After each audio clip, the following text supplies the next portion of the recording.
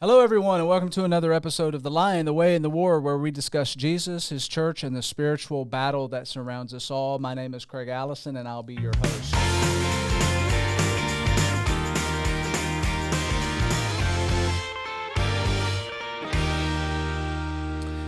All right, joining me on today's episode is Isabel Creasy, who is born and raised right here in Chattanooga, Tennessee. And she's been a member of Central Church of Christ all her life, going on 25 years. We were just talking a little bit before the show started. 25 coming up in April.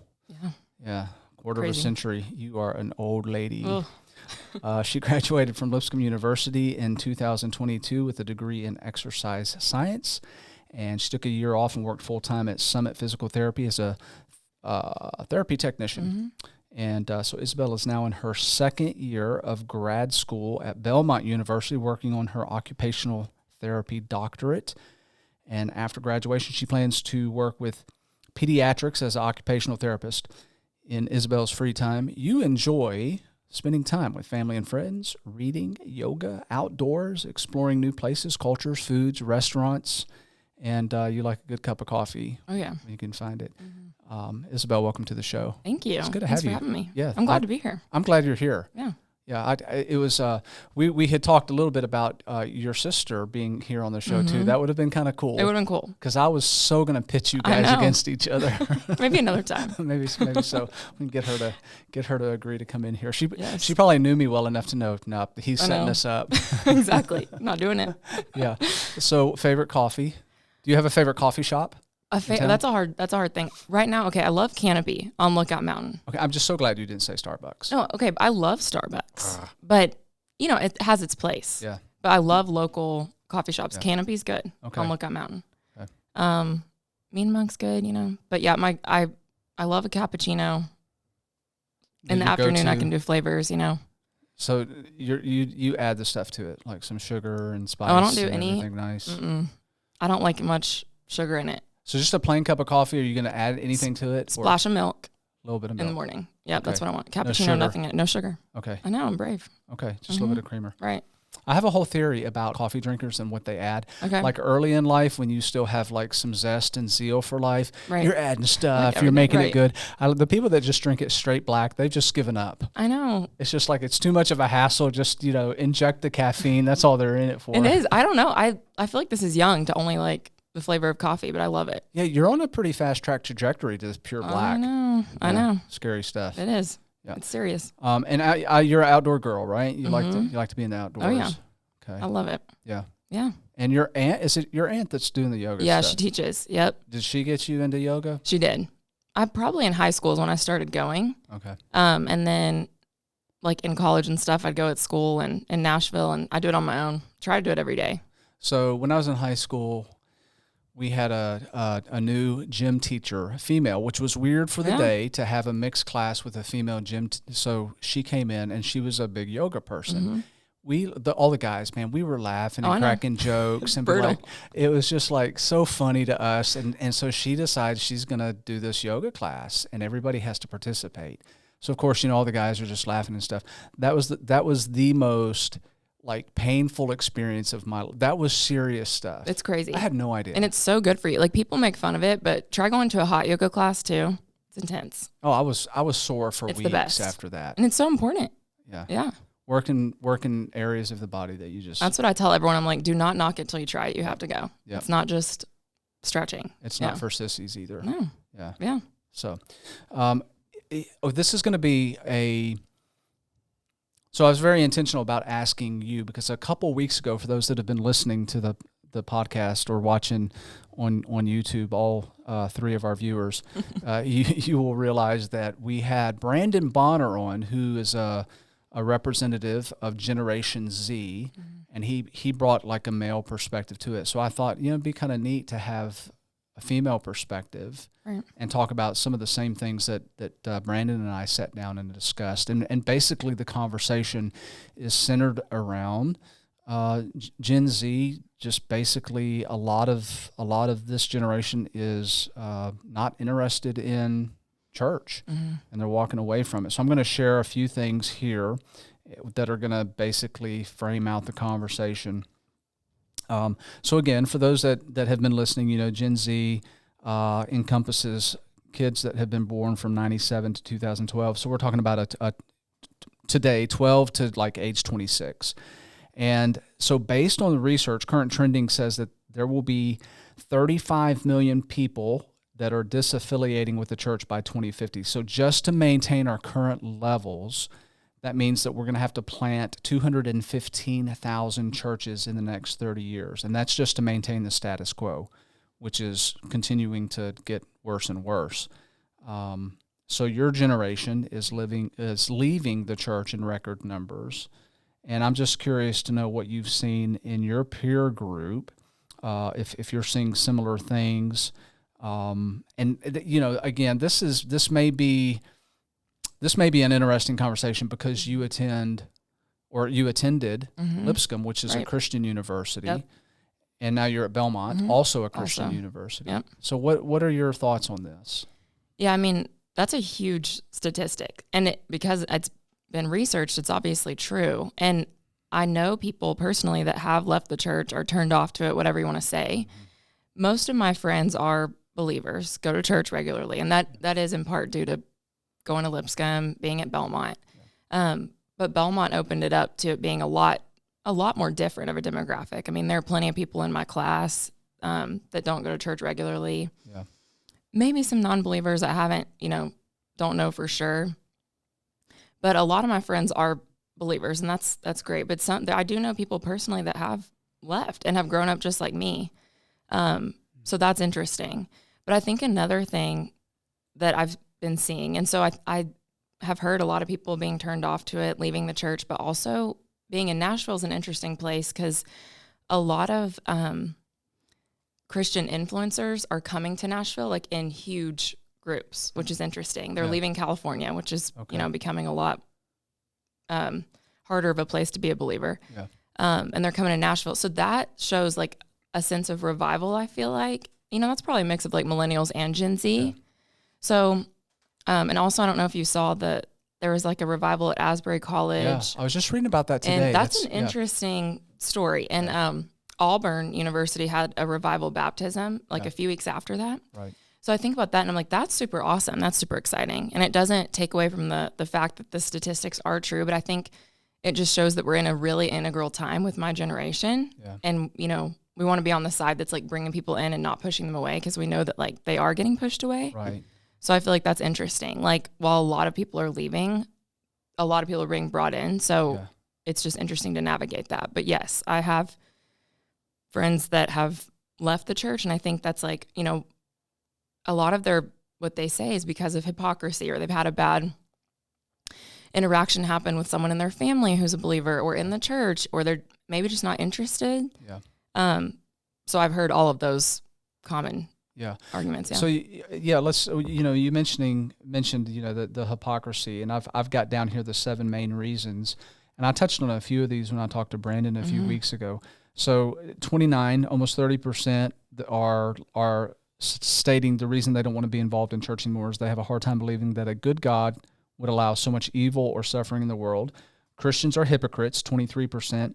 I believe science refutes too much of the Bible, 20%. 19% says I don't believe in fairy tales. 15% say there are too many injustices in the history of Christianity. 12% say I used to go to church, but it's just not important to me anymore. And then 6% I had a bad experience in church or with a Christian. So those are the 7 top reasons that some surveys with Gen Z have revealed as reasons why they're bailing on Christianity. You mentioned some of your friends leaving. So does any of that resonate with what you've heard? Yeah, that's interesting. I mean, it's only a handful of people that I know personally that have left, but when I've had conversations and trying to, talk about why is this happening or, whatever it is, it usually is those reasons are big. Yeah. And one person has had a tragic event happen in their life. And so I get it. It is confusing. Like, why would God let that happen? Like, I understand, like, it is frustrating. It's confusing. And the thing is, a lot of people have that argument, and then the hypocrisy argument's huge. I feel like that you hear that a lot from people. Yeah. And I was thinking about it, and it could be as simple as like, maybe you were wanting to go to church, or people who are believers and you're like, you know what, fine, I'll go try a church. But like, you show up that day and you worked up the courage, and then no one talks to you. And it just proves like, okay, that happened, like they're supposed to be so loving and welcoming, and then nobody welcomed me. And so I feel like it could be as simple as that to, we as Christians have really strong beliefs on things, obviously because of the Bible, but the way that we handle them is really important. Yeah. And I think especially in this generation, like with all of the things that happen in the news and politically, there are just so many like heightened viewpoints. And so people get maybe bad views of Christians being hateful. And obviously we know that, we as Christians are sinful and we're imperfect. So things like that are going to come out. We know that's not the true reason, by most people's actions. But I feel like people outside the church or who are already skeptical of it, that just proves their point. Yeah. Right. So, okay, I'm interested to know as we kind of track some of this, because a lot of believers, a lot of church people that have been raised in the church, you've seen it to a small degree, but I've seen it to a pretty large degree as a former campus minister, where we lose a lot of churched people. So we're not even talking about the non-churched. We're talking about people that have grown up in it. They come to college and they're gone. So what? You left. You went to Nashville. You went to a different school. Now, it was a Christian school. Do you attribute any of that to you staying plugged in, or maybe was it the churches you visited? Because I'm assuming you visited around different churches, and maybe you saw something there that continued to like encourage you to stay plugged into church and not just do the skipping out and not being plugged in at all while you were away from home. Right. Yeah.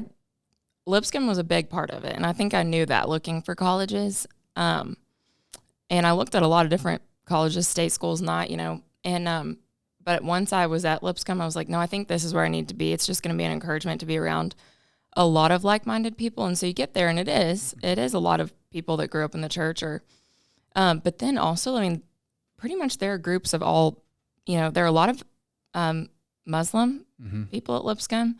There are some non-believers, which is great, but there are a lot of different groups at Lipscomb, so it's interesting. Yeah. And Lipscomb's growing a lot. But I feel like, I got there and I had some really awesome Bible classes and Bible teachers, and that's kind of what I think about a lot. That helped my faith grow. It just kind of challenged me. Right. And I was like, okay, that helped me have a different viewpoint on religion, on my walk with Jesus, and it was all biblical and things that I'd probably even learned before, but it just helped me grow. Like, it challenged me to a different extent. And also, meeting people of all different backgrounds, like that was helpful for me and encouraging, and churches for sure. But I feel like whereas I went to college and got stronger in my faith, it was the opposite for some people, because some of the people that went to Lipscomb with me were the ones that left. Yeah. Well, and that kind of speaks to maybe a root system that may or may not be there. And this is in no way judgmental, because I had a great root system growing up. And when I went to Lipscomb, and I got there, and I would say that my faith was probably weaker than before, and so I was the kid that got there and it was just like, I don't, I can not go to church if I don't want to. And I took advantage of that to a certain degree, and just really wasn't serious about developing my relationship with Christ. And then, the other thing that was interesting to me, and I don't know if you experienced this or not, was that the Bible classes that I had and the Bible reading that I had to do was for a grade. And so I felt like obligated to be in the Bible to just memorize facts and not be in the Bible to improve my relationship with Jesus. Right. And I got kind of burned out on it. And so I wasn't picking up the Bible to read it to be closer. I was reading it to pass a test. Right. And so I think to a certain extent that damaged my faith walk.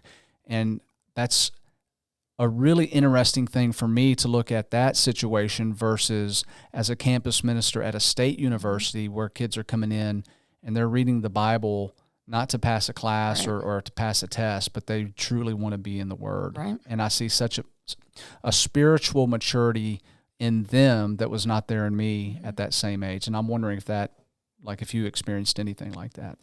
Yeah, that for sure is hard when it does feel like you're, you have to do these Bible readings for a grade. And there were definitely, especially the first few Bible classes are like that. It's just stuff you've read before. It's that we've read before. Not some people come to college and they hadn't heard the story of Jesus and things like that. So yes, I think that I experienced that with some people I knew. They got there and it was just kind of like, you kind of resented it. And it was, you had the option like, oh, I don't have to go to church. My parents aren't around. But I had a class, what's coming to mind is I had a class junior year of college and it was spiritual disciplines. And that was something that I hadn't talked about a lot at church necessarily, like fasting. You talked about fasting a few weeks ago. But it was fasting, prayer walks, just different forms of prayer than like your typical, I'm going to talk to God, just pretty formal, things like that. But she also emphasized the importance of fasting. So that really helped me, like the different classes like that. Yeah. And that helped me grow. But I feel like going to any college, you see both, the people that are going to go away from the Bible and the people that are going to get closer to it. And it kind of, maybe it depended on the group that I was in still, like even in college. And I don't know, I think maybe it has to do with like kind of who your family, like my parents, I didn't ever feel forced to go. I just knew it was important. Yeah. And I also felt that it was important. And I feel like some people, they felt maybe just like really it was a lot of pressure. Yeah. And that's kind of like pushing you away, especially if some things are already not going well in your, personal life. And it's like, why would I add that on? Why is that so important to you? Yeah. Mm-hmm. So have you been able to attribute why you stay plugged in? You graduate high school, you go to college, you stay plugged in. Your faith grows actually while you're in college, and you're still a faithful person today. So, statistically speaking, you've beat the odds. Mm-hmm. What is it about your experience versus so many others like you that have had the same upbringing and they didn't? They've left the church. I mean, is there something unique about your holistic spiritual upbringing that maybe is the reason why you're still in church today? I think for me, looking back on my whole time of growing up here and having my parents and my family, it was just, there were just good connotations of church for me. And I know that's not the experience with everyone, but yeah, it was just always a comfortable thing. And then leaving to go to college, it was something that like, almost, this sounds funny, but that was, everything's changing, but like church wasn't going to change really. Like Jesus wasn't going to change. Mm-hmm. So that was a sense of constancy in my life, which is probably why I stayed with it, especially at first. And it's also like, it's hard to find a church, but also like I knew that on Sunday, that's something I'm doing my whole life. Yeah. My family's doing it. I'm going to do it. And yeah, I think that it probably has a lot to do with my parents, because even when you have like questions about the Bible or different, aspects of religion and spirituality, like my parents were always open to having those conversations, and not even anything crazy, but I feel like we've just always had a very open environment. And so I'm thankful for that, just good role models, but good role models here at church too. And I think that to myself all the time, like why are some people who have had pretty much the exact same upbringing leaving? Yeah. And I don't know. I think some of them, I'm thinking back, like they don't have as close a relationship with their family, or they've had like these really tragic things happen in their life. Mm-hmm. And I don't know. I feel like for me, it's just like that was a form of constancy. And now it's just like I need to have hope in something. Like life is hard, and I think I try to explain that to people sometimes, and I'm like, you just need to hope in something. Yeah. And for me, I know Jesus is that, but like, don't you want to have hope that like you're not doing things alone? Like somebody's taking care of you. So you mentioned like the hypocrisy piece of it, that you had heard that. And I'm thinking about this in terms of, because obviously I can't, the church leaders, we can't fix like the stuff that's going on in families necessarily. Right. Like we don't have control over how a kid is raised, or how mom and dad or single parent or whatever creates an environment at home that is Jesus focused. So we can't, we can't get in there and do that. But we can control, church leaders can control what the experience is like for a person who may be struggling, who may be outside of the home for the first time and trying to find a church. we can control the type of experience that they have here. So, again, regrounding it back in Generation Z, where we talked a couple of weeks ago with Brandon about this idea that your generation is very not as likely like to get out there and want to be in groups. I mean, it's kind of more isolated, and the technology, goes into that, and just, that whole paradigm that is part of your generation, right? You work up the courage to go and try a church, and you go in there and nobody talks to you. And you're like, this is supposed to be a place where people are welcoming and friendly. And so I went there and I got up the courage and the nerve to go put myself out there, even though it's so far out of my comfort zone. And this is what happens. I will, I'm not coming back, or I'm not stepping. And it's a generalization maybe sometimes, is not just that church, but church in general. Why am I going to, and I don't know. I mean, is that something that is part of the 25-year-old way of thinking about things today? I think it is. Don't want to put words in your mouth, but it is. And I think a lot of our generation, and you and Brandon touched on this, but I mean, COVID had a lot to do with it. Just everything being virtual, and you didn't have to go, for a while, it's like everything was virtual, so you didn't have to go put yourself out there for a lot of different things. And then maybe not being in person kind of makes it harder to go back in person, and just like social anxiety. And I mean, it's hard. It is hard to go into new groups of people, just for anyone, whether you have, social anxiety or not. You want to say that it is hard. And you can go into a room and be ready to talk, but it's just like, you never know what those dynamics are going to be. And so this generation especially, I think, does have that. Like, definitely being anxious of what social situations will hold.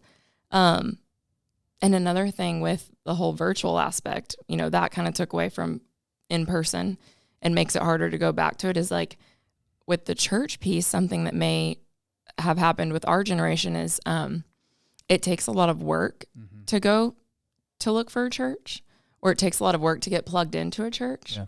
And if you're just watching one online, it may seem like, okay, that's easy. But then, and while there's a lot of good that came out of that virtual, you're sick, you have to miss for whatever reason, it takes away from the fellowship aspect and like holding each other accountable. Like, we have to come together, and we're called to in the Bible to come together. But I feel like that's hard. That does happen with this generation.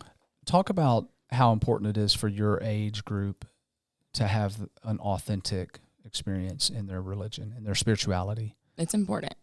Okay. It's important. And I feel like a lot of what I've seen with our generation, and a lot of why our generation is being turned off by it, is like the legalistic aspect of religion, for sure. All the rules. And I feel like there's been a lot of focus in, the church as a big whole, like not necessarily our church, just like the church, on like, you have to do this, like X, Y, and Z. And it's like, while that is important, those are biblical things. That's not all of it. Like a relationship with Jesus is important. And I think our generation does want the authenticity. And part of that piece to me is just focusing on like the good of the Bible and the good that the church can be. And I think the people that are in the church or coming to it, the attractive piece is like focusing on Jesus, which Jesus does matter. I mean, that's, to me, I feel like that's the most important thing. You form your relationship with him and everything else is falling into place. And obviously salvation comes through him, and we understand that. Right.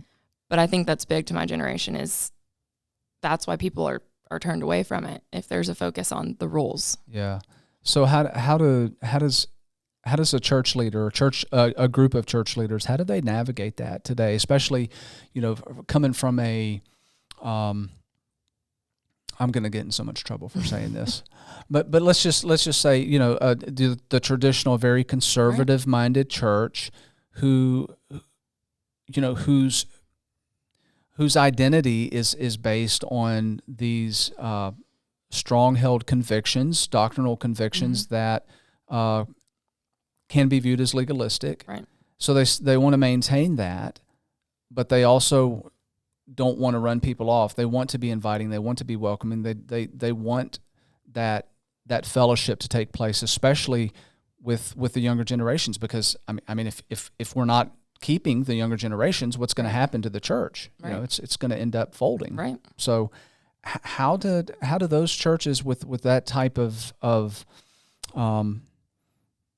worldview, paradigm, you know, view of Scripture, navigate and find common ground there? Yeah, because it's hard. And there's so much good in that, and everything is biblical, right? Like, we believe that we're doing everything like as close to the Bible as, you know, we can, and that's awesome. But I feel like, you know, that's a hard thing to navigate, and I think about that a lot. Like, what do you do, like, to keep it still biblical but also attractive? And I feel like a lot of it is just, for me, and I feel like I've heard this from people, like, a lot of it is like, just have like the main lessons or the sermons or the Bible classes just be, you know, applicable to your life, like biblical. You know, I guess what I'm trying to say is, sometimes, you know, when you're growing up or whatever it may be, the lessons feel just like a history lesson, which is awesome, because that part of the Bible is awesome too. Yeah. But I think something that's attractive to this generation is just like applicable lessons that are encouraging, and that leads you to Jesus, like leads you to see like Jesus's heart and like how we can be like him. Yeah. So, I mean, that's kind of it doesn't really change church that much, but I feel like that's attractive to this generation. Yeah. Because I see your generation, and actually, you know, we can back this up a little bit for the millennial generation and Generation Z and the upcoming Generation Alpha are just really, really searching to fill this void. This something's missing. Parker, pull up that first chart. So those that are watching, this was a massive, very recent study. It included over 23,000 adults age 18 and up, and it included, let's see, India, Canada, Ireland, Malaysia, New Zealand, South Africa, Turkey, the United States. And what they found is 1 in 5 Gen Z women are dealing with self-hurt, suicidal thoughts. And the question was, during the past year, have you ever seriously considered suicide or self-hurt? 21% of Gen Z, and these are females, 17% of Gen Z men have thought about killing themselves, versus millennials at 14% for the females, and it's the same for the guys. That's an interesting thing in the millennial generation, 14% both. But then you see this massive drop off. My generation, Generation X, is 8% for men and women, and then the boomers 3 and 4%, and so that's given us some pretty strong indications that something has changed. There is whatever societal pressures, this need to conform, this need to fit in, and it's leaving this huge gap in a lot of people where they're so anxious and depressed that they're having suicidal thoughts. And I wonder how this plays into our conversation today. When you mentioned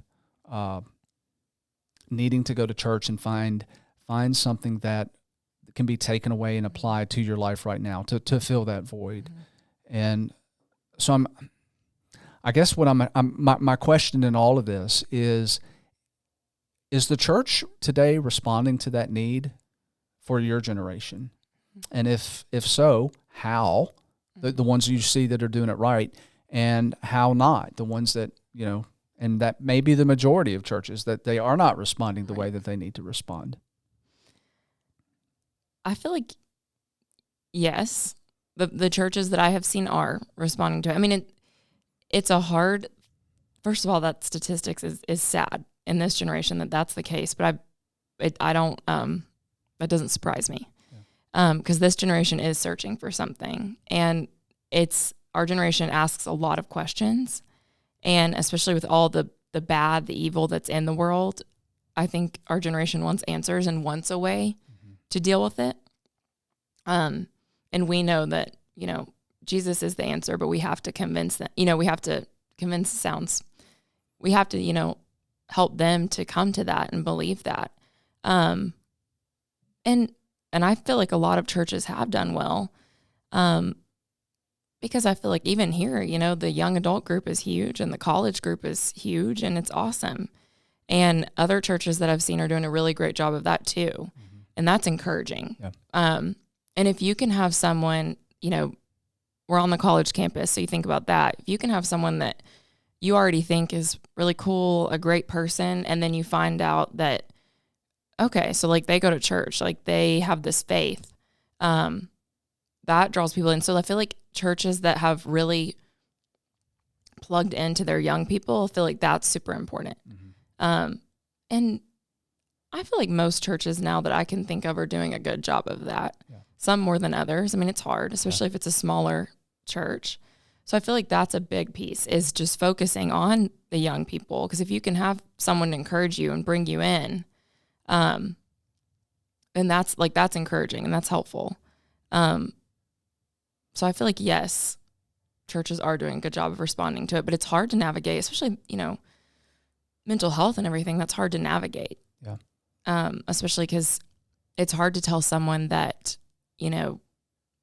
prayer or just having, Jesus is just going to help you and fix it, because it doesn't fix it. It's something that someone is really dealing with. Yeah. And there are other things that my sister's a lot better at talking about this than I am, but there are other things that you really do need if you're dealing with, those really intense mental health struggles. But yeah, I feel like churches are doing a good job of it, especially with having a big young adult population. Yeah, that can help. So when we go back and we look at some of these reasons why that I mentioned, the 7 top reasons, I'm wondering, because you and I have briefly talked about this offline, with girls, mm-hmm. specifically, and how much they're influenced with technology and the the advent of the iPhone and just social media apps, Snapchat and Instagram, those kind of things, and just the constant that's your world. Mm-hmm. How much of that may be playing into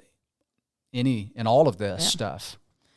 I think a lot, because comparison is huge, and that could be how someone looks, what they're doing. They're going on these huge trips. They got into this school. They're dating this person. They're engaged. They're having a baby. That's the stage that I'm in. So that's like what you see a lot of. Yeah.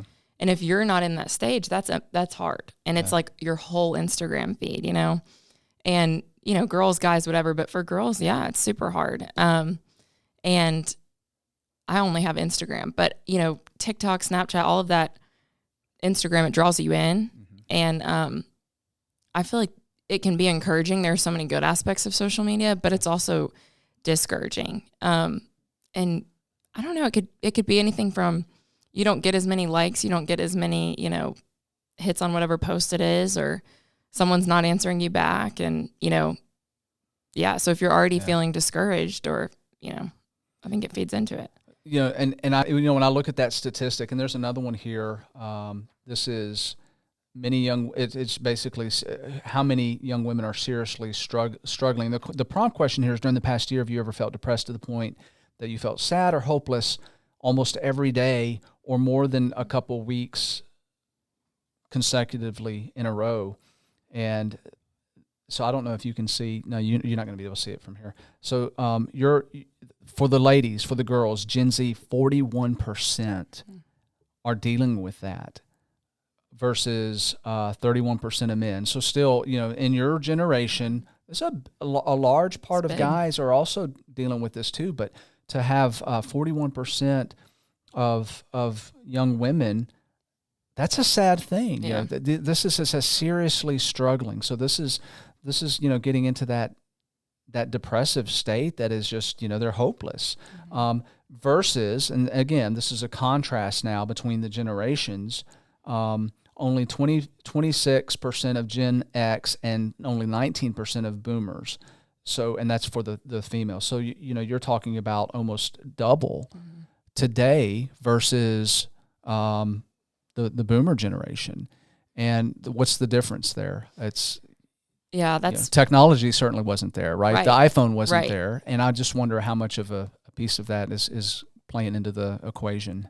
I think what comes to mind is Gen Z is in the most formative years of their life right now. So millennials and Gen X, like you're already kind of past those super big points in life.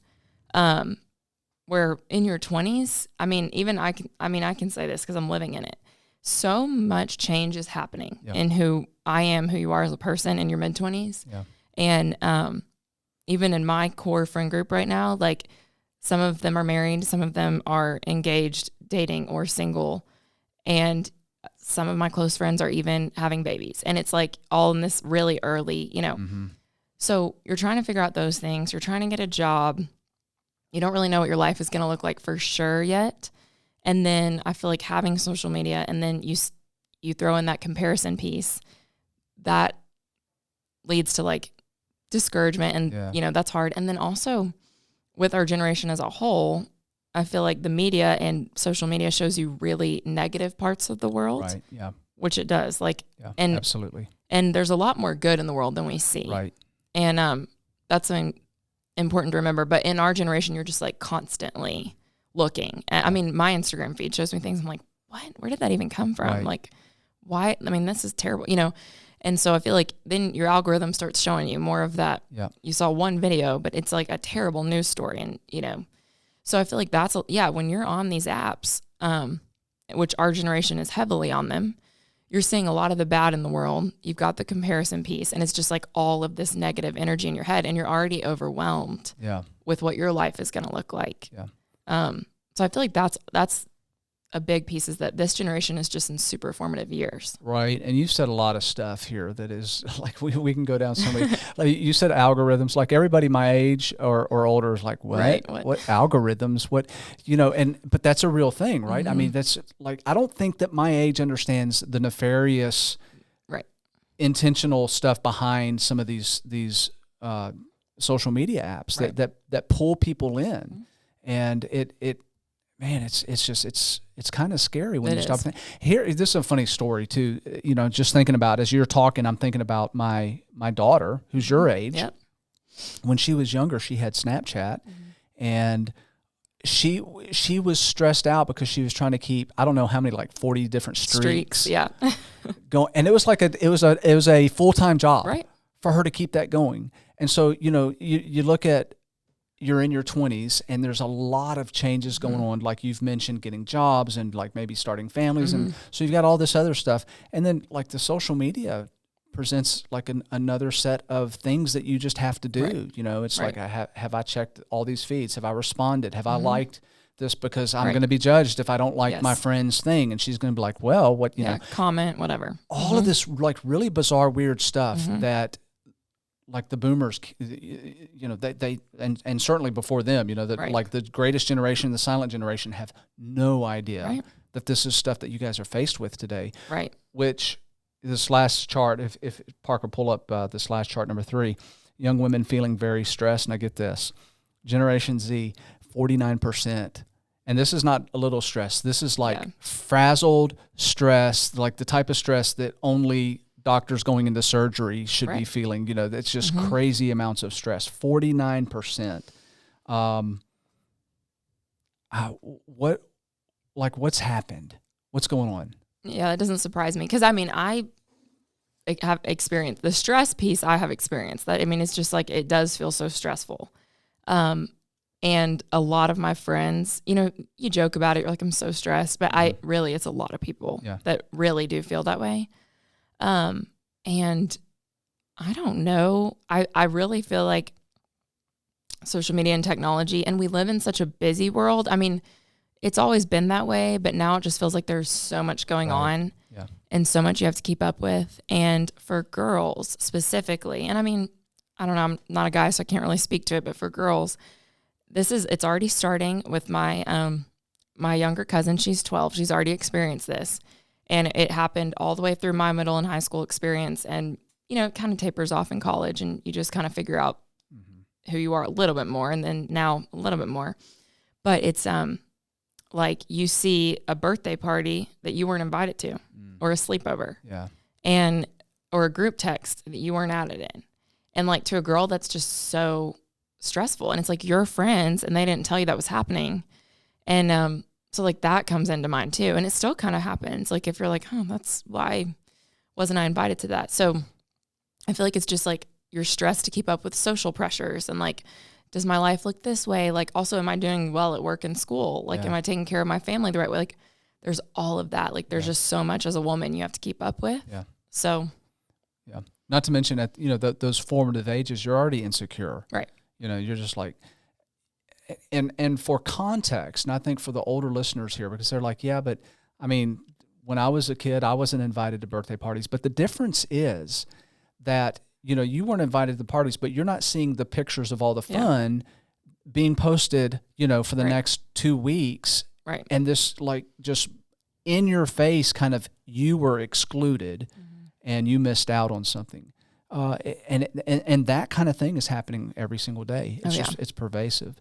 So all of this, I just kind of going back to, as we're having this conversation about technology and all of this stuff, and why Generation Z may not want to be plugged in to church, is it just another thing that they look at as like having to keep up with? Like, this is just another social event, and I know the people that are there, and I know half of them are a bunch of hypocrites, and why do I want to even be exposed to that kind of stuff? Why do I want that additional stress in my life when I'm already stressed enough as it is? Right.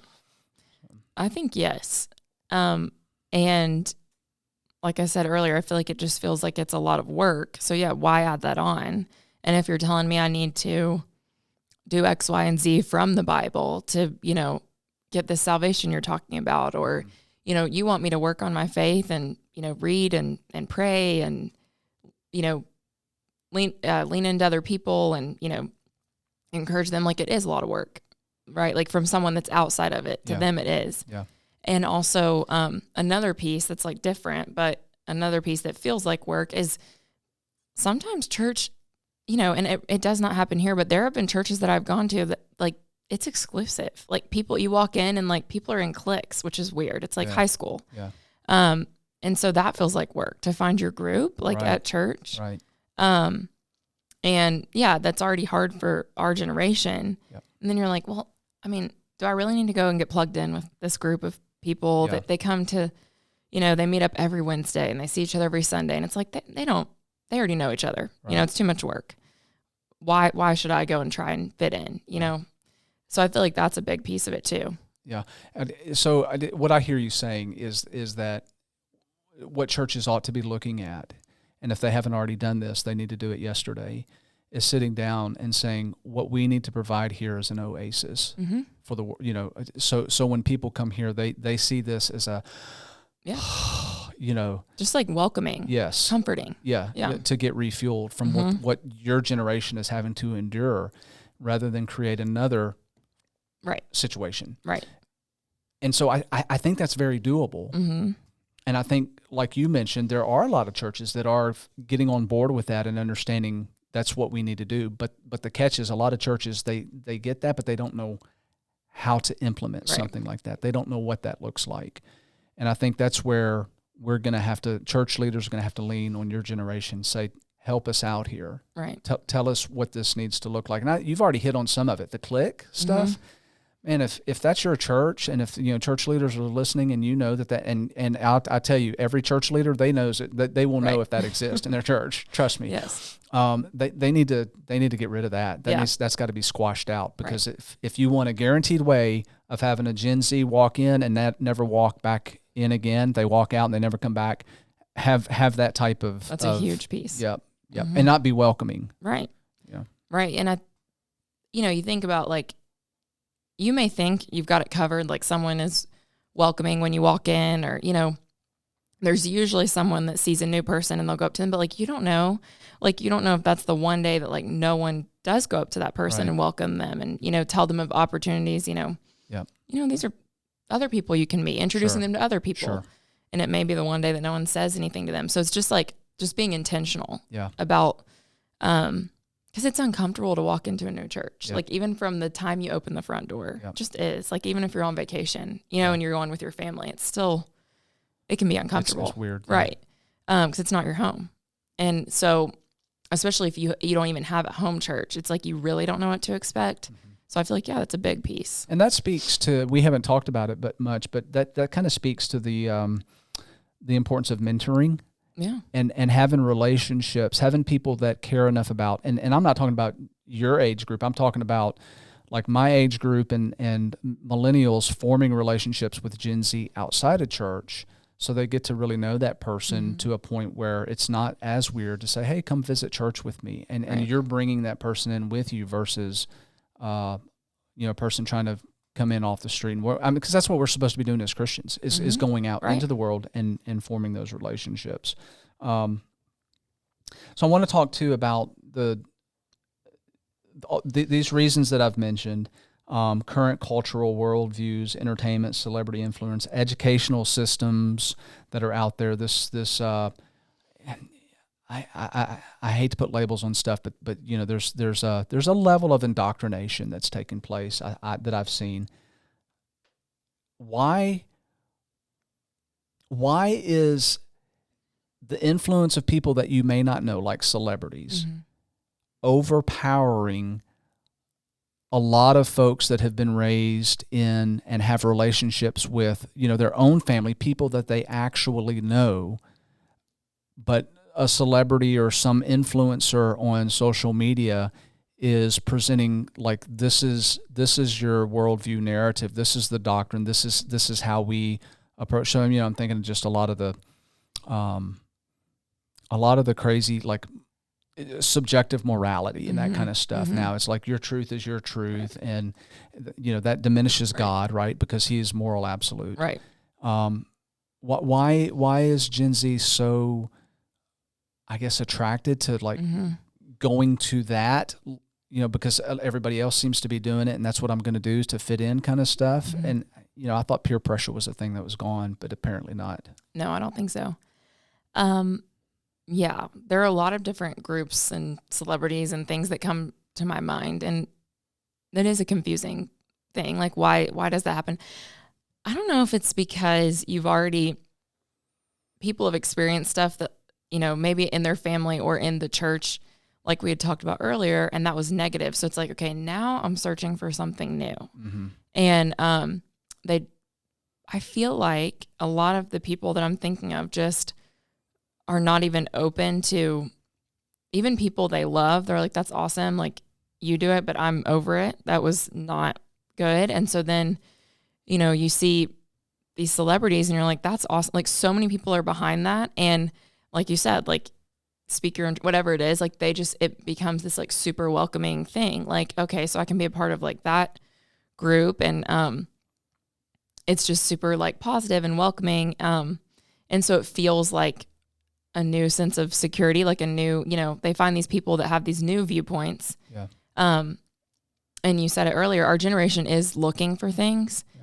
And so like, if we don't show that like Jesus is what they're looking for, then they can find it a lot of other places.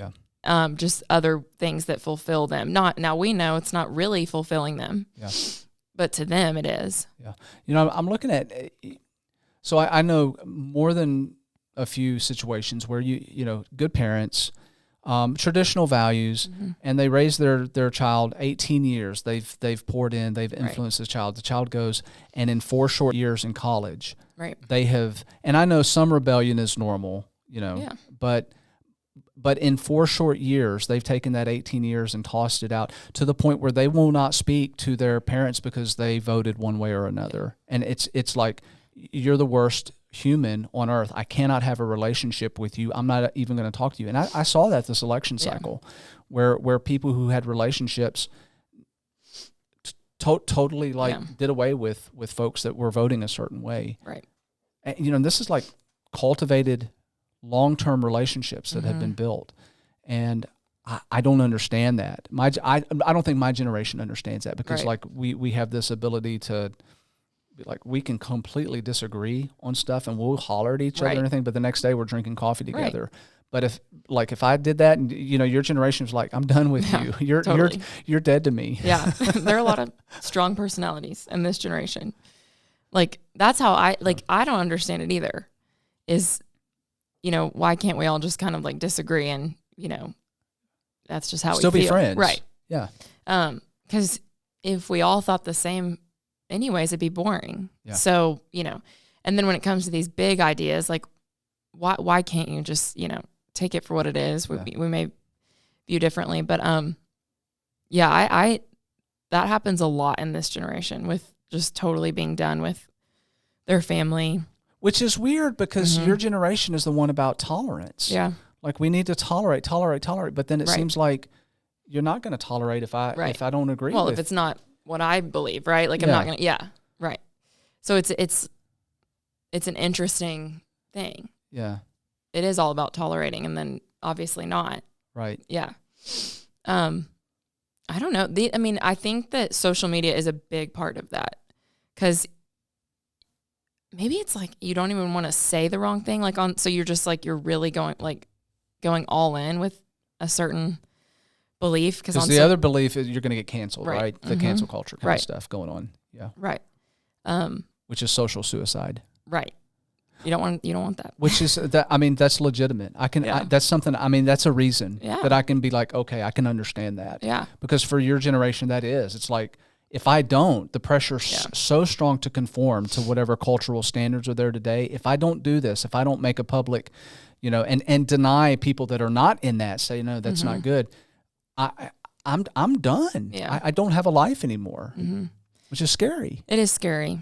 And it's like, to go back to the church piece, it's just frustrating and it's confusing to me because, like, that's not the heart of Jesus. Like, Jesus loves everybody. And then you think about, like, Jesus, like, hung out with all the sinners. Like, we're all sinners together. Like, why, and I wish that more people understood that. Yeah. Like, yes, we have biblical things that we believe. Right.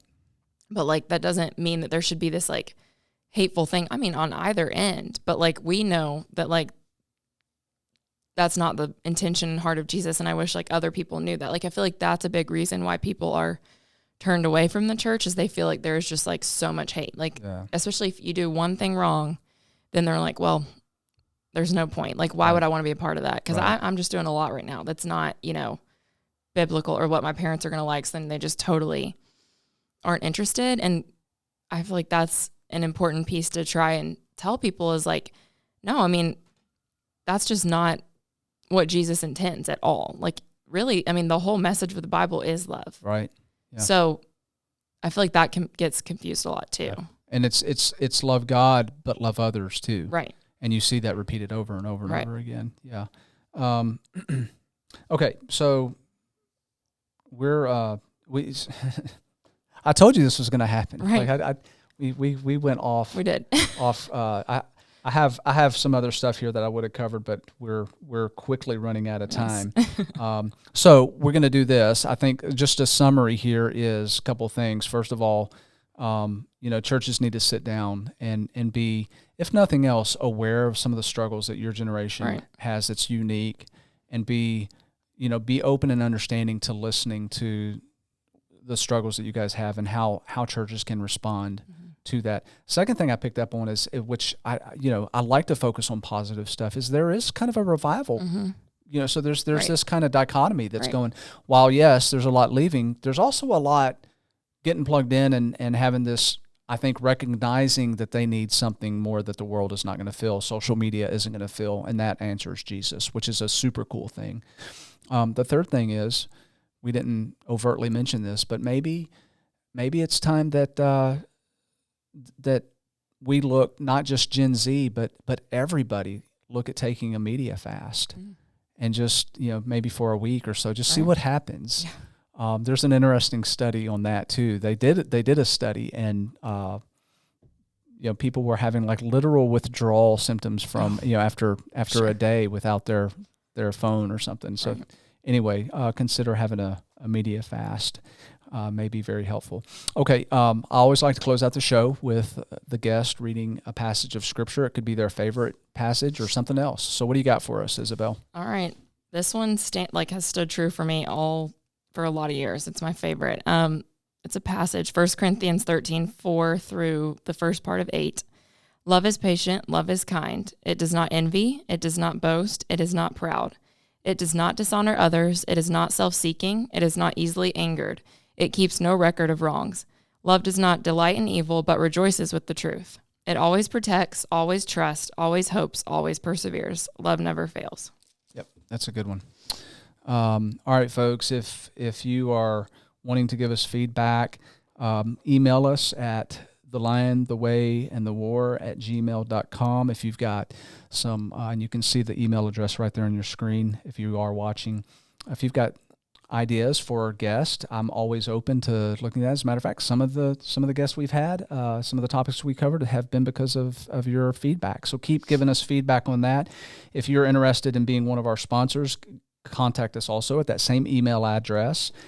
Speaking of sponsorships, a shout out to Ministry League, who is one of our sponsors. They're, I think, over 100,000 downloads now on their great app. If you're looking for a good resource, consider checking Ministry League out. You can see that their QR codes are there on your screen also. All right, until our next podcast of The Lion, the Way, and the War, love one another. Thank you, Isabel, for reading that scripture. Love one another, be kind to one another. Remember that the creator of the universe loves you so much that he gave up his only son for you. Have a blessed day.